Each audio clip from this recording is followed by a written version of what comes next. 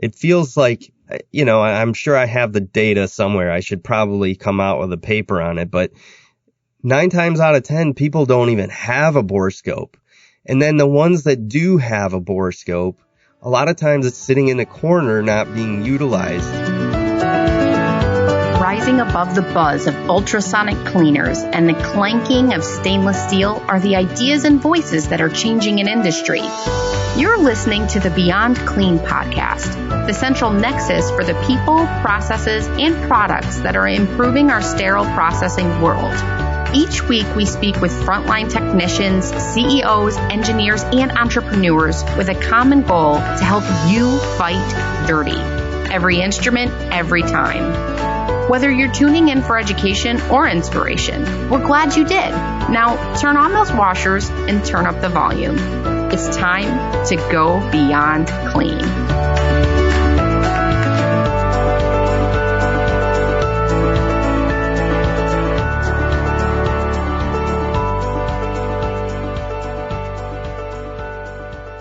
On this vendor spotlight, we speak with Kevin Anderson, clinical education specialist with Healthmark Industries. And today we are going to be highlighting 3 underutilized inspection technologies as we get ready to head into SPD week. And certainly Healthmark is going to be bringing you some detailed education programming during SPD week. But we're going to tee up some of that by highlighting these 3 underutilized inspection technologies coming up after a short break with Kevin Anderson.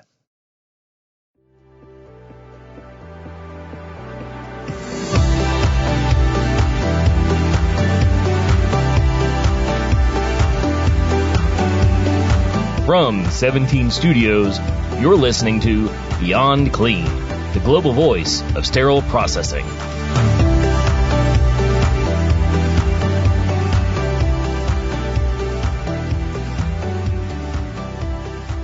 Joining us now is Kevin Anderson, clinical education specialist with Healthmark Industries. Kevin, welcome back once again. I feel like this is your annual appearance.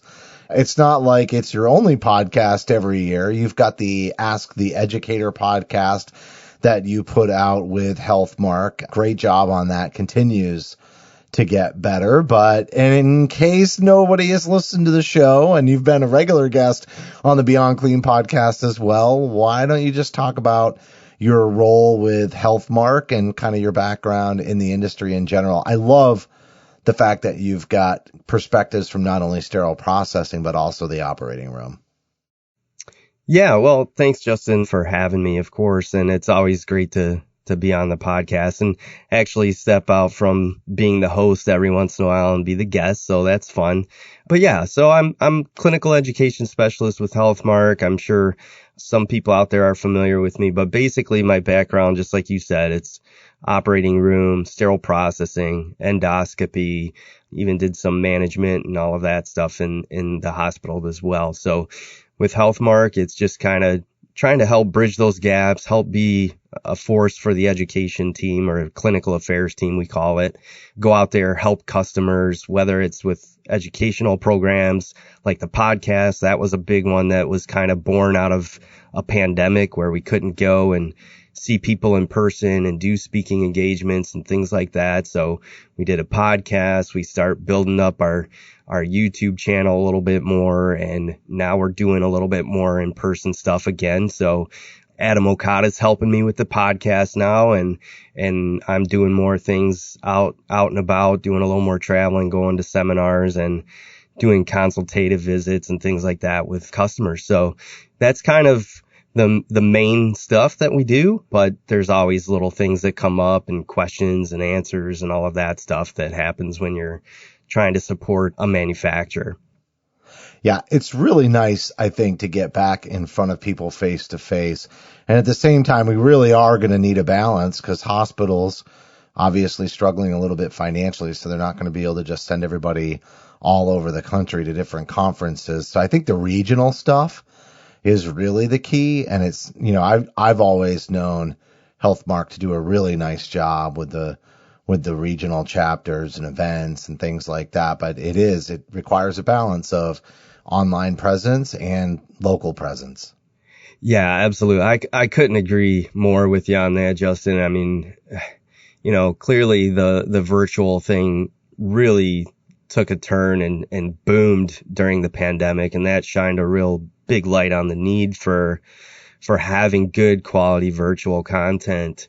But to your point, for years, people have just not been able to access those in-person educational events, with the exception of, if they have one of those regional programs, that's great. They just don't, I'd imagine not every region has that, or every person or every hospital has that local region that they can go to. But that is definitely the next best step, because in person, I mean, at least from my experience, I love virtual, and it's been a great ride trying to provide that for people.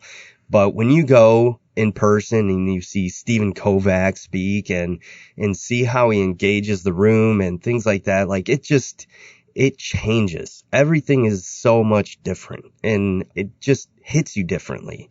It's great to have some of that come back and like you said, through those regional venues, kind of make it as much accessible as we can. Those global expos and conferences are fantastic, but it's just getting everyone there is just so hard. Yeah, I think it's so re-energizing is what you're getting at. A lot of times we go to those events to just kind of light our passion again. Not that it wasn't there, but it's almost like, the pilot light is on, but now it's time to turn the stove on and actually boil some water. And so that's how I've always kind of felt. We're just all playing off of each other. So I bet you're enjoying doing that. I'm glad you're getting help to keep the podcast going strong. And speaking of, podcasts, and having been on the Beyond Clean podcast, we did a vendor spotlight about a year ago on boroscopes. And you joined us for a recent season episode on Beyond Clean educationally about heat sealers, which that was a killer episode. I mean, who would have thought we could have gotten 30 to 35 minutes talking about the importance of, preventive maintenance and just managing that piece of equipment. And so, when you and I got together to talk about this spotlight, like, what are we going to talk about? It really got us thinking about what other inspection technologies are like hidden in the basement, right? Like, not that the heat sealer is hidden, but we really dug out some gold in that conversation that I think might have just everybody else could gloss over. And so we kind of decided to say, let's have this podcast, since it's going to air right before Sterile Processing Week. We thought, what a great way to highlight 3 underutilized inspection technologies. So we're going to walk through each one of these, but do you want to tee up the 3 that we came up with before we get started? Sure, yeah. So just for a little teaser, and actually you had already mentioned how we did the vendor spotlight a while back on, we call it the flexible inspection scope, but generically speaking, it's a borescope. But that is something I definitely wanted to bring up as one of our underutilized inspection technologies, but also a lot of people are familiar with insulation testing and why we do it and things like that, which is great. But there are some hidden components to that, both what was updated in ANSI AMI ST79 with the amendments last year. There's some things in there that you may or may not be aware of, and I definitely want to hit on that. And then, of course, ultrasonic machines. This is something that I've done a lot of programs with now, and I just going around to all these different facilities, it's one of those things where people are typically checking their ultrasonic machine with the test each day, which is great. But there's a component that we use in our ultrasonic that we very seldom test. There's not a lot of people out there testing the lumen cleaning function.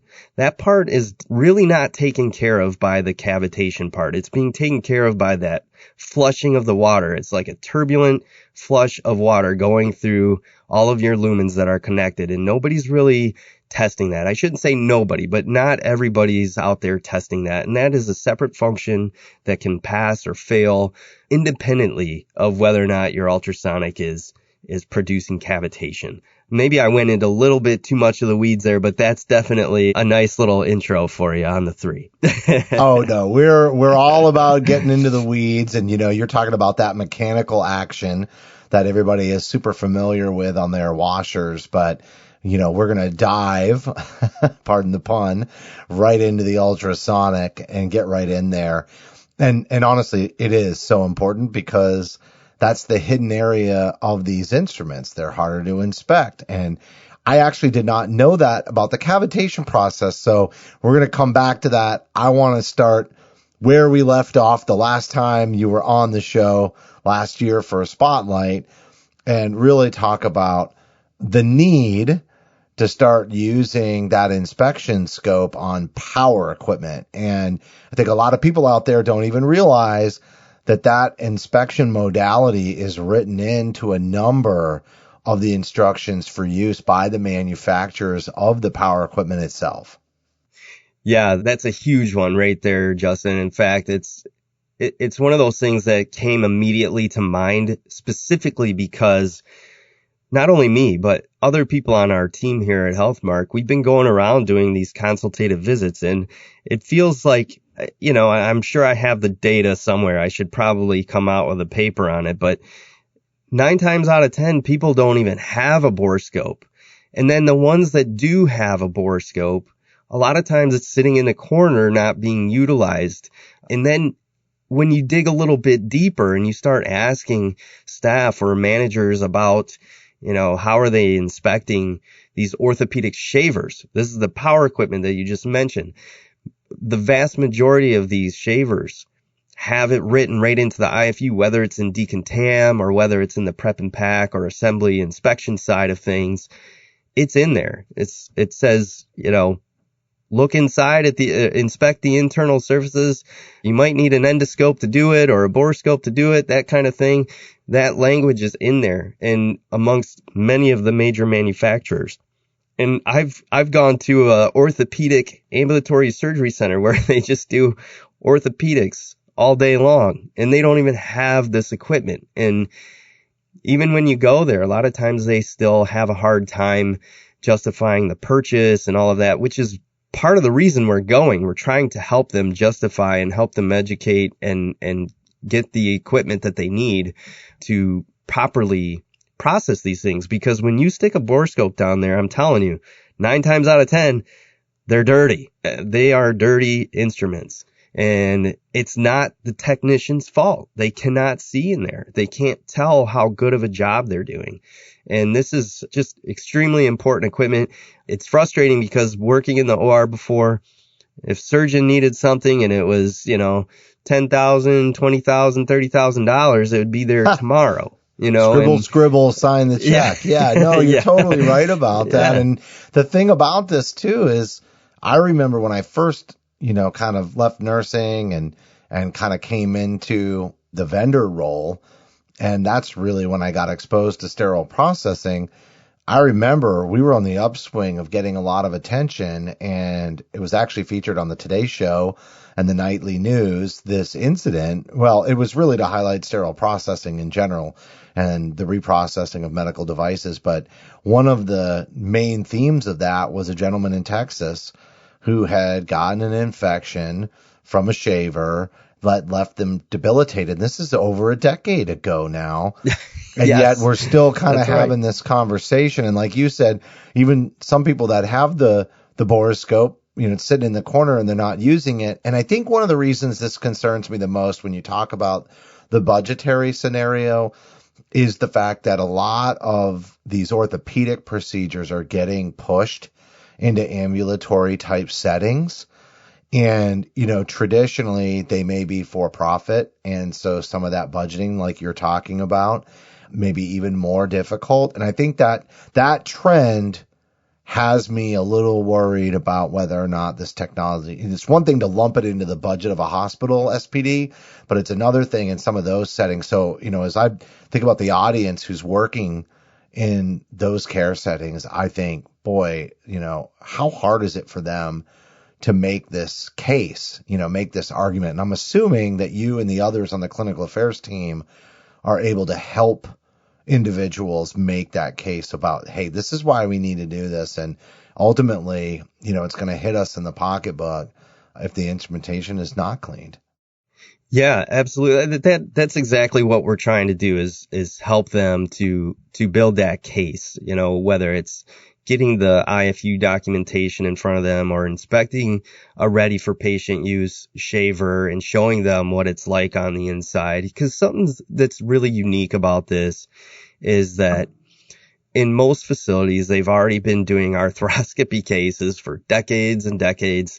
And there was no, when they first started, there was no process for, well, let's go to SPD and make sure that we have everything we need to properly process and inspect this device. Like they've done so well in recent history with when you start a brand new robotic program, someone comes in and they try and assess SPD and make sure that they have all the equipment they need.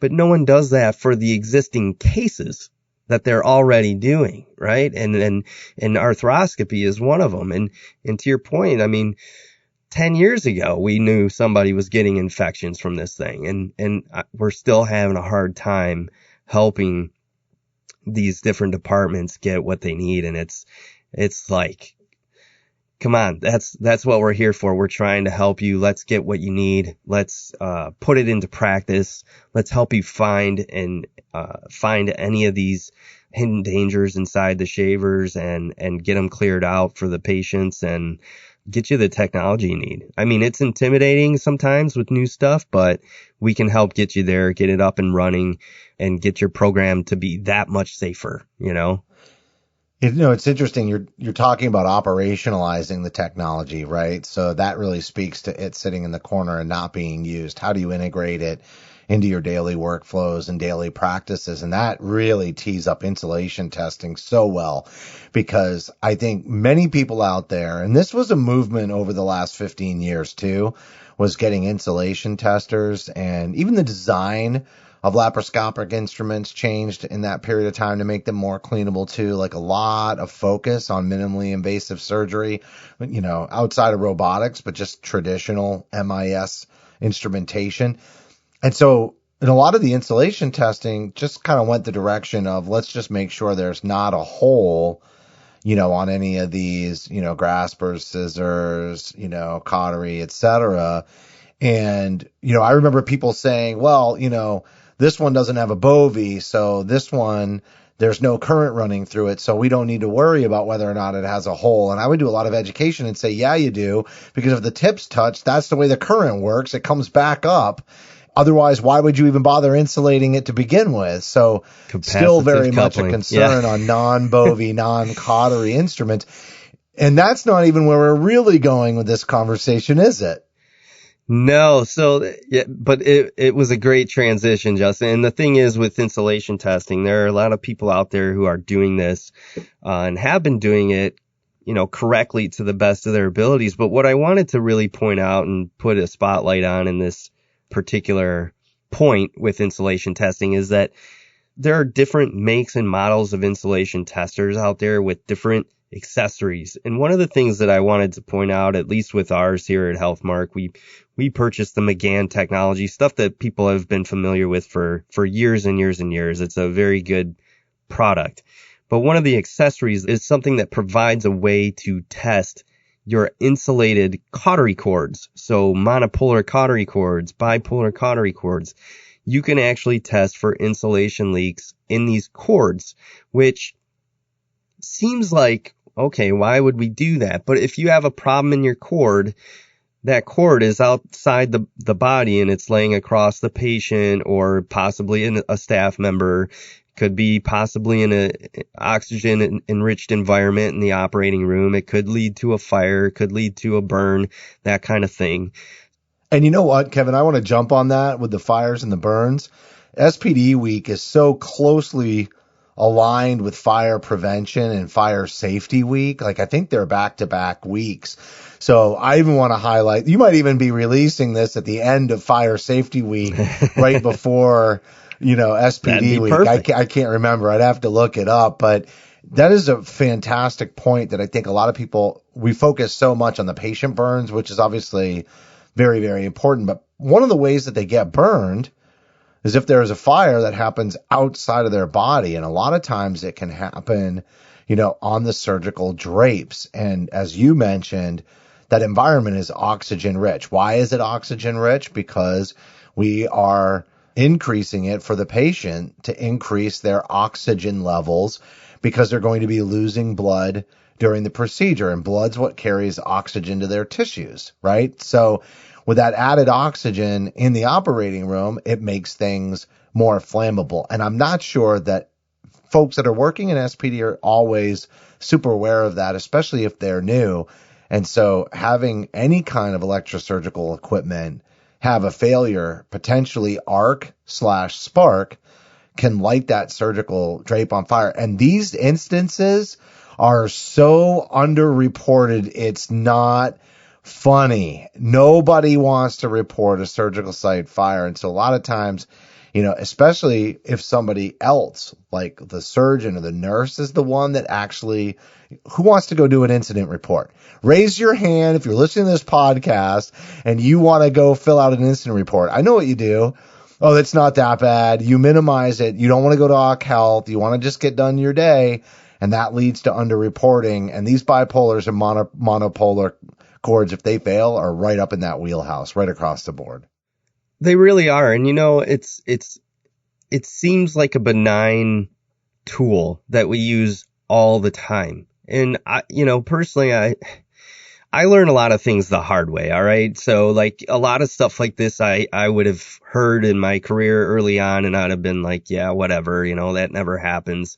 But the thing is this actually did happen. Like, I was working in the operating room. I was circulating for one of our prominent general surgeons who does gallbladder after gallbladder after gallbladder every single day. I mean, we were doing cases well into the night and all of this stuff with him. And he was a very, very good surgeon. But one day we're just working along doing our laparoscopic cholecystectomy. Sure enough, I look across the room and towards the surgical field, and a huge spark goes off, right? We have the room lights are down, so it's dark, so we can see the monitors. And this huge spark goes off while he's cauterizing the liver bed, and the entire monopolar cord just severed in half. And it was literally right by his operative hand. 2 ends just dangling?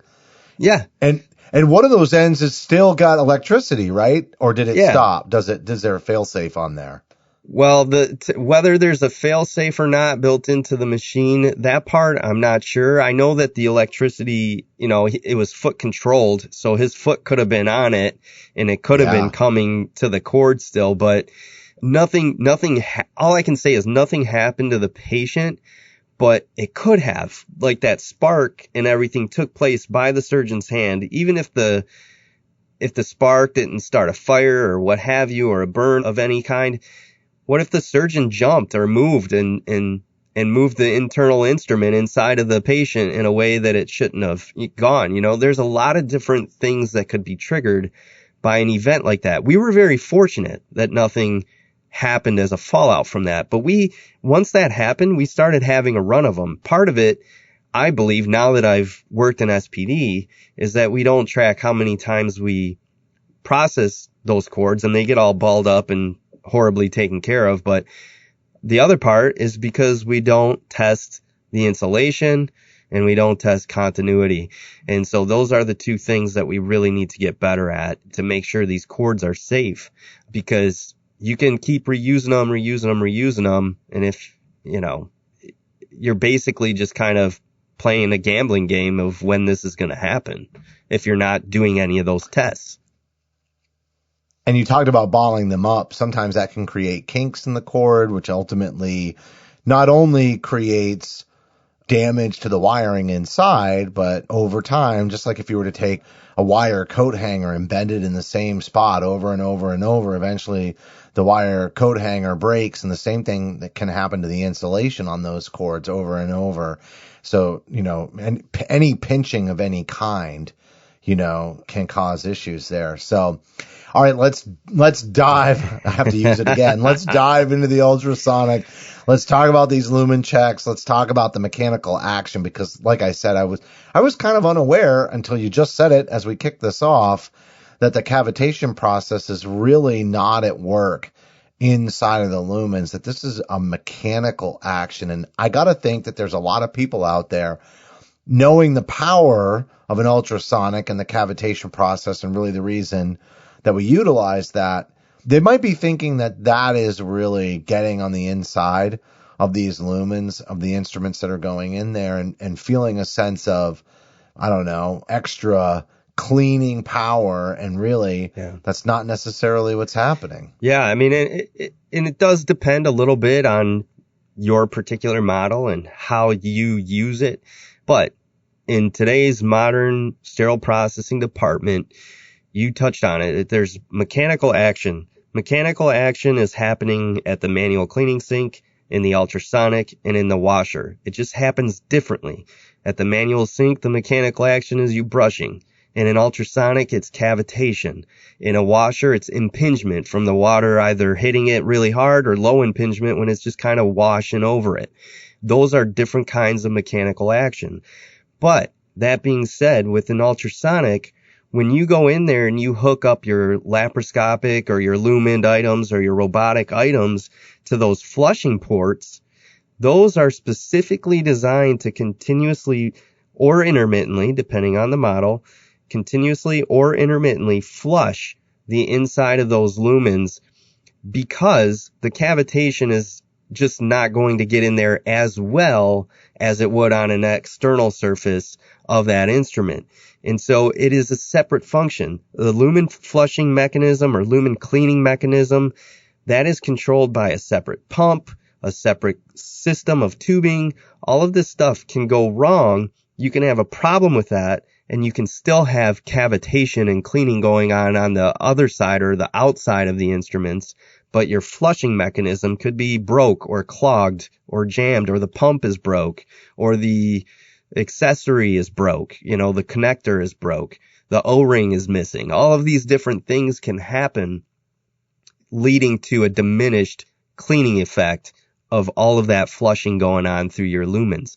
And this is a functionality that is different. That's why we try to promote people testing it. It's a separate function. It may or may not work properly. It's totally independent of cavitation. Cavitation is great. It should remove soil off of instruments. Like we have a TOSI test. Everyone seems to know the TOSI test. Your ultrasonic, if it's properly cavitating and you have the proper detergent, dilution and temperature and all of that stuff, then it should remove the TOSI soil. But when it comes to lumen flushing, it's that continuous or intermittent flow, that turbulent flow of water and detergent going through there that's going to remove the soils. It's not the cavitation so much. All right. Well, we mentioned SPD week already, that we're going to be releasing this the Friday before. Obviously, you and I aren't recording it the same day it goes out. And yet, here we are recording many weeks before SPD week. And you already know what you've got in store. So I love that about you and your team. Totally prepared, ready for what is to come, the biggest week of the year for sterile processing. What do you have in store at Healthmark? What's happening next week? Similarly to Beyond Clean, Healthmark is really, really focused on educating and trying to just help teach the entire industry and help move the needle for quality and doing just a great job at what we do in sterile processing departments. So just in line with what we do, we're providing 7 days of CEs on a variety of topics. As you know, we have a lot of different programs that we do already, whether it's international webinars or, like I said, we go out and speak in person at local chapter events and things like that. Well, these are going to be virtual presentations that will be one coming out every single day. You're going to hit topics like washers and their cleaning verification. We're going to talk about insulation testing. So we're going to drive home that testing of the monopolar and bipolar cords like we touched on today. We're going to hit peel pouches. So there might be some some information in there about checking your heat sealer. We'll be talking flexible endoscopes, storage and transport. And of course, I'm going to be talking ultrasonics. And so they're going to get to hear about the Lumen flushing again, but it'll be a more comprehensive program all about ultrasonics. But there's a lot of topics that we're going to talk about in a span of 7 days. It's not going to just be me. It's the entire team getting involved and putting these programs out for everybody. What a great tee up. And I'm glad we hit on a couple of key areas, but as you mentioned, a lot of details coming out from you and the rest of the clinical affairs team next week. If anybody does want to learn more, you can visit hmark.com for more information. That's so easy. HMARK.com. You can call them 800-521-6224. They do free consultations. So Kevin is happy to get you headed in the right direction on that. Follow them on LinkedIn, Facebook, YouTube, and the education channel, as you mentioned, growing substantially, especially since the beginning of the pandemic. Obviously, Ask the Educator podcast. I love the free consultation piece, and I obviously love all the education every single day next week. Great job. Thank you. Thanks for having me again, and I always enjoy doing the podcast interviews with you guys.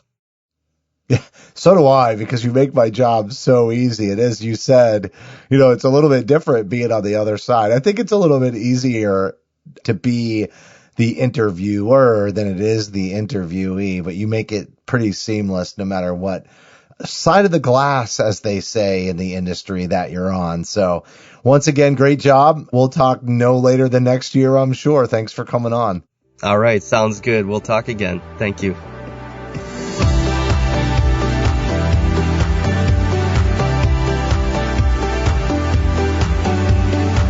That was Kevin Anderson, Clinical Education Specialist on the Clinical Affairs team at Healthmark Industries. And I always learn something from Kevin every time I talk to him. This podcast was no exception. Love the focus on some underutilized technologies like borescope inspection on power equipment, insulation testing on bipolar and monopolar cords, and then obviously Lumen checks in the ultrasonic, those all teeing up some fantastic content that's going to be coming out next week from Healthmark. 7 days of CE straight through SPD week. They've got a large team there. They're doing a lot both in person and virtually. Just appreciate Kevin coming on and sharing his insights in some areas of maybe not so obvious improvement opportunities out there for everyone. And as we talked about, especially on inspecting power equipment, with all of those procedures moving more and more outside of the acute care setting, I think that technology is going to need to be more and more deployed. So just a reminder that you can visit hmark.com for more information or call them 800-521-6224. Free consultations like Kevin mentioned, and don't forget to follow them on LinkedIn and Facebook. They also have the YouTube education channel, and that's going to do it for this vendor spotlight. But as a reminder, you can help support Beyond Clean by subscribing on Apple, Amazon, or Google Podcasts, as well as Stitcher, iHeartRadio, Spotify, or simply search for Beyond Clean on your favorite podcast application. We've also got bonus content for certain episodes, but to access it, you have to download our smartphone app for iPhone or Android. And while you're there, we'd certainly appreciate a rating and a review because your feedback's important to the show. If you have any feedback or recommendations for guests or topics on future episodes, just send an email to info@beyondclean.net. Thank you for listening to this vendor spotlight on Beyond Clean.